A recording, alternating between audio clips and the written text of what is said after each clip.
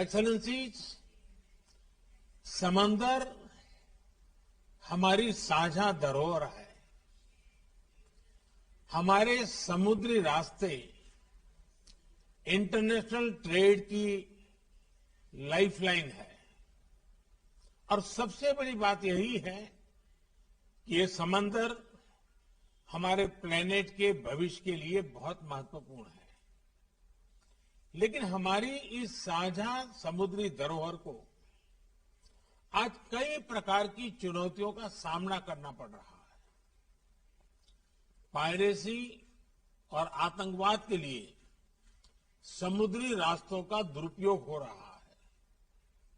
अनेक देशों के बीच मैरीटाइम डिस्प्यूट्स हैं और क्लाइमेट चेंज तथा प्राकृतिक आपदाएं भी मैरीटाइम डोमेन से जुड़े विषय हैं। इस व्यापक संदर्भ में अपनी साझा सामुद्रिक धरोहर के संरक्षण और उपयोग के लिए हमें आपसी समझ और सहयोग का एक फ्रेमवर्क बनाना चाहिए। ऐसा फ्रेमवर्क कोई भी देश अकेले नहीं बना सकता। ये एक साझा प्रयत्न से ही साकार हो सकता है। इसी सोच के साथ हम इस महत्वपूर्ण विषय को सुरक्षा परिषद के समक्ष लेकर आए हैं। मुझे पूरा विश्वास है कि आज की हाई लेवल चर्चा से विश्व को मैरीटाइम सिक्योरिटी के मुद्दे पर मार्गदर्शन मिलेगा। एक्सेलेंसी, इस मंथन को स्ट्रक्चर देने के लिए मैं आपके समक्ष 5 मूलभूत सिद्धांत रखना चाहूंगा।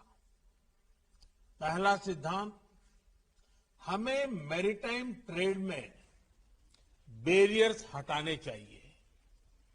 हम सभी की समृद्धि मैरीटाइम ट्रेड के सक्रिय फ्लो पर निर्भर है। इसमें आई अड़चनें पूरी वैश्विक अर्थव्यवस्था के लिए चुनौती हो सकती है। फ्री मैरीटाइम ट्रेड भारत की सभ्यता के साथ अनादिकाल से जुड़ा हुआ है। हजारों वर्ष पहले सिंधु घाटी सभ्यता का लोथल बंदरगाह समुद्री व्यापार से जुड़ा हुआ था। प्राचीन समय के स्वतंत्र मैरीटाइम माहौल में ही भगवान बुद्ध का शांति संदेश विश्व में फैल पाया। आज के संदर्भ में भारत ने इसी खुले और इंक्लूसिव एथोस के आधार पर SAGAR, security and growth for all in the region का विजन परिभाषित किया है। इस विजन के जरिए हम अपने क्षेत्र में मैरीटाइम सिक्योरिटी का एक इंक्लूसिव ढांचा बनाना चाहते हैं। ये विजन एक सेफ, सिक्योर और स्टेबल मैरीटाइम डोमेन का है। फ्री मैरीटाइम ट्रेड के लिए यह भी आवश्यक है कि हम एक दूसरे के नाविकों के अधिकारों का पूरा सम्मान करें।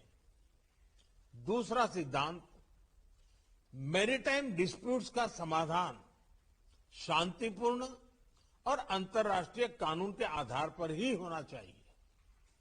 आपसी ट्रस्ट और कॉन्फिडेंस के लिए यह अति आवश्यक है। इसी माध्यम से हम वैश्विक शांति और स्थिरता सुनिश्चित कर सकते हैं।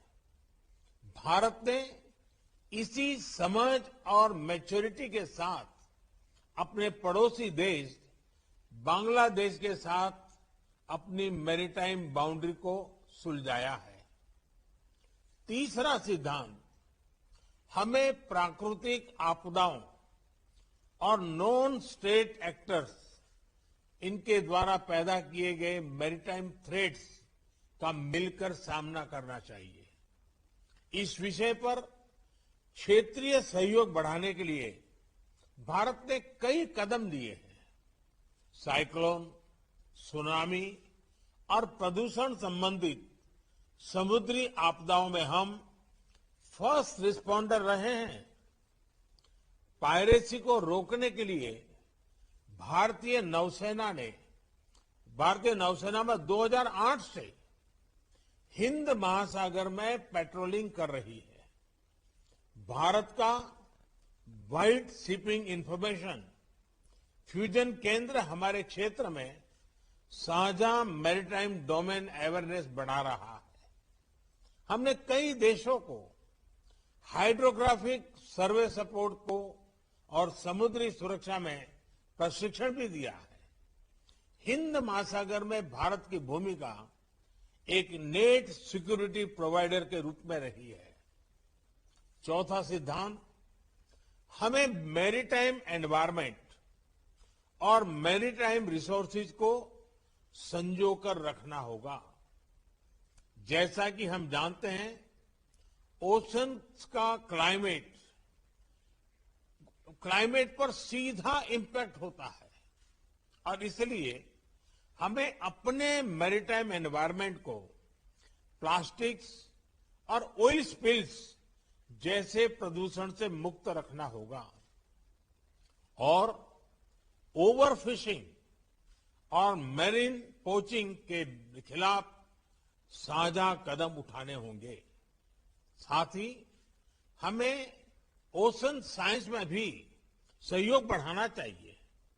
भारत ने एक महत्वाकांक्षी डीप ओशन मिशन लॉन्च किया है। हमने सस्टेनेबल फिशिंग को प्रोत्साहन देने के लिए भी कई पहले ली है। पांचवा सिद्धांत, हमें रिस्पॉन्सिबल मैरीटाइम कनेक्टिविटी को प्रोत्साहन देना चाहिए। यह तो स्पष्ट है कि समुद्री व्यापार को बढ़ाने के लिए इंफ्रास्ट्रक्चर का निर्माण आवश्यक है, लेकिन ऐसे इंफ्रास्ट्रक्चर प्रोजेक्ट्स के डेवलपमेंट में देशों की फिस्कल सस्टेनेबिलिटी और एब्सॉर्प्शन कैपेसिटी उसको भी ध्यान में रखना होगा। इसके लिए हमें उचित वैश्विक नॉर्म्स और स्टैंडर्ड्स बनाने चाहिए। एक्सेलेंसीज, मुझे विश्वास है इन 5 सिद्धांतों के आधार पर मैरीटाइम सिक्योरिटी कोऑपरेशन इसका एक वैश्विक रोड मैप बन सकता है। आज की ओपन डिबेट की उच्च और सक्रिय भागीदारी यह दिखाती है कि यह विषय सुरक्षा परिषद के सभी सदस्यों के लिए महत्वपूर्ण है। इसके साथ मैं एक बार फिर आपकी उपस्थिति के लिए आपका आभार व्यक्त करता हूं। धन्यवाद।